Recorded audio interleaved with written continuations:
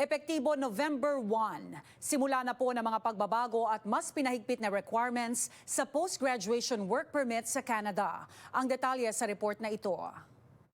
Lahat nga po naghihigpit So, iniiklian, humihirap, pagkatapos mas matataas na yung mga requirements. Simula November 1, tanging mga estudyante na magtatapos sa higit 700 eligible academic programs ang maaari na lang makapag-apply ng Postgraduation Work Permit o PGWP. Sa anunsyo ng Immigration, Refugees and Citizenship Canada o IRCC noong Oktubre, inilagay ang mga programa na kailangan ng bansa sa 5 major categories: agriculture at agri-food, healthcare, science, technology, engineering and mathematics o STEM, trade at transport. Those applications submitted before November 1 ay hindi po matatamaan itong changes na ito kasi pumapasok po sila doon sa old ruling.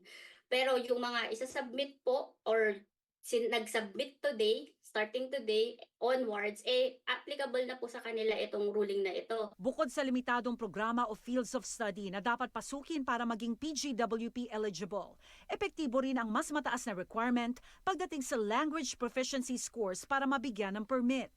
Canadian Language Benchmark or CLB-7 para sa mga university graduates at CLB-5 naman para sa mga graduate ng kolehiyo. Good thing naman ito kasi it means that those who will really qualify for this new stricter rules ay ibig sabihin they are well prepared to stay here longer. So talagang kaya nilang makapag-PR, kaya nilang makapag-citizen in the long run.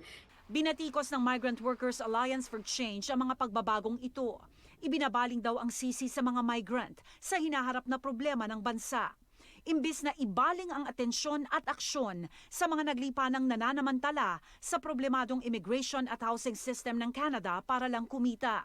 May tatlo pa namang paraan which is either lilipat ng program or hihingi ng LMIA sa current employer nila, or kaya naman is tignan nila meron ba silang chance na makapag PR.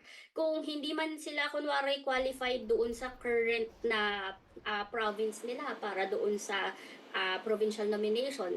Sabihin na nating BC at Ontario napaka-tight ng labanan pagdating sa provincial nomination, pwede nilang i-explore ang other provinces kasi definitely once you have a provincial nomination, that's additional 600 agad sa yung points. Ayon kay Kikumoto, ramdam nga raw ang pagbaba sa interes na mag-aral sa Canada.